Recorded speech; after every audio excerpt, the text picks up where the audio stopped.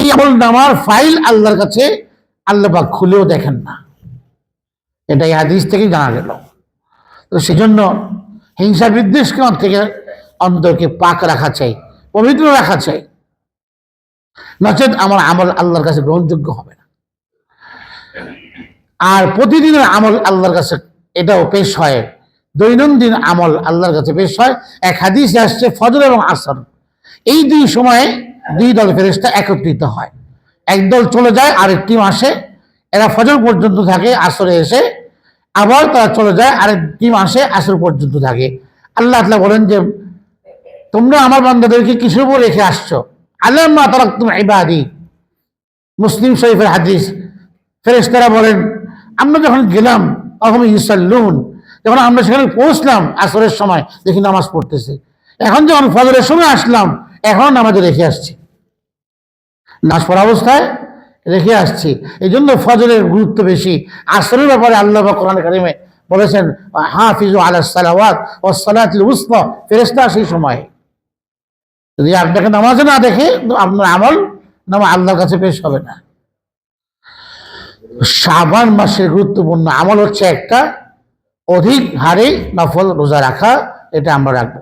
দ্বিতীয় আমল হলো যে সোমবার বৃহস্পতিবার রোজা রাখা যেতে পারে।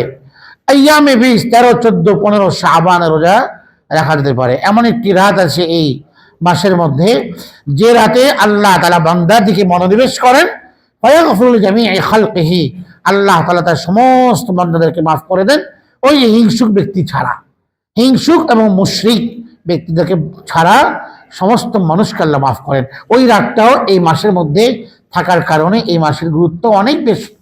সেই রাত জেগে হাদিস নবী বলেছেন যখন এই রাত আসে, লাইলাতুল নিসফি মিন শাবান, শবে বরাত, ফাকুমু লাইলাহা, রাত জেগে নফল পড়ো, দীর্ঘ দীর্ঘ নফল, অসুমু নাহারাহা, পরবর্তী দিনের বেলায় পরবর্তী দিনে রোজা রাখো।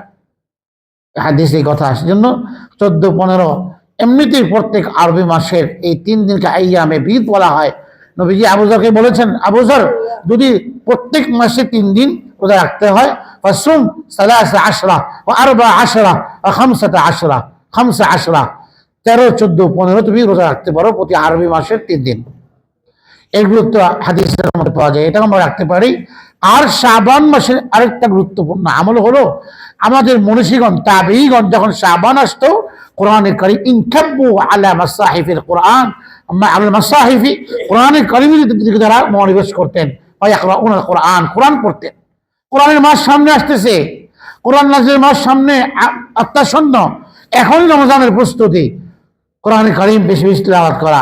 তাবেঈদের সম্পর্কে এমন কথাও আসছে, হযরত আব্দু ইবনে কাইস আল মুলাই একজন তাবেঈ, উনি বলেন যখন ইজা দাখালা শাবান, যখন শাবান আসতো তো আমরা দোকান বন্ধ করে ফেলতাম, দোকান খুলতাম না, রমজানের প্রস্তুতি স্বরূপ আমরা তখন কোরআনের কারীমের দিকে ঝুঁকে যেতাম, কোরআনের কারীম পড়তাম।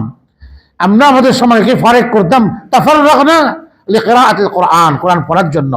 এই জন্য সাহাবায়ে কেরাম এদের মধ্যে এরকম তাবেঈরা 6 মাস আগে দোয়া করতেন রমজান পাওয়ার জন্য, আর রমজান শেষ হলে আবার 6 মাস দোয়া করতেন রমজানের আমলগুলো, রোজাগুলো আল্লাহর কাছে কবুল করার জন্য। হযরত ইয়াহইয়া ইবনে কাসীর বলেন আমরা দোয়া করতাম আল্লাহুম্মা সাল্লিমনা লিরমাদান, আল্লাহ আমাদেরকে রমজানের মধ্যে পৌঁছে দেন, ওয়া সাল্লিম রমাদান লানা, রমজানকে আমাদের কাছে পৌঁছে দেন, ওয়া তাসাল্লামু মিন্না মুতাকাব্বালান, রমজানের সমস্ত আমলগুলো আল্লাহ আপনি আমাদের করার তৌফিক দান করেন এবং সেগুলো কবুল করে নেন। এইগুলো শাবান মাসে তারা করতেন এবং বলতেন। এই জন্য শাবানে আমরা অধিক পরিমাণে রোজা রাখতে পারি। এই মাসে বেশি বেশি দোয়া করব, বেশি বেশি কোরআনে কারীমের তিলাওয়াত করব এবং ঈমান ও আমলের সাথে বেশি বেশি ইবাদতবন্দি করি, গুনাহ মুক্ত থাকার চেষ্টা করি, আর আল্লাহর কাছে দোয়া করি রমজানের প্রস্তুতি নেই। আর আম্মা জান আয়েশা বলতেন যে আমার যে রমজানের রোজা কাজা হতো সেই রোজাগুলো আমি ব্যস্ততার কারণে অন্য মাসে আদায় করতে না পারলেও ইল্লা ফি শাবান, আমি শাবানে সে রোজাগুলো কাজা করে ফেলতাম। এই জন্য রমজানের একটা প্রস্তুতি এটাও যে আগের রমজানে যদি কোনো কারো রোজা ছুটে গিয়ে থাকে, কাজা হয়ে থাকে, এই রমজান আসার আগে তার জন্য একটা সুবর্ণ সুযোগ এই শাবান মাস। এই মাসে তার কাজা রোজা সে আদায় করে ফেলতে পারে, কমপ্লিট করতে পারে। তো সেই জন্য আমরা এই মাসের করণীয় আমলগুলো বেশি বেশি রোজা রাখবো, কোরআনে না শিখে নিই মাস, আর রমজানে আমরা কোরআন করতে পারি, অন্যান্য আমলগুলো বেশি বেশি করি, গুণামুক্ত থাকি, আর সর্বোপরি আল্লাহর কাছে বেশি বেশি দোয়া করি। আল্লাহ তাআলা আগামী রমজান সর্বপ্রকার কল্যাণ, রহমত, বরকত আল্লাহ তাআলা আমাদেরকে দান করেন। আমরা কোরআনে কারীম তিলাওয়াত করে খতম করতে পারি, পড়তে পারি তারাবির নামাজ, কোরআনে কারীম তারাবির নামাজের মধ্যে সাহস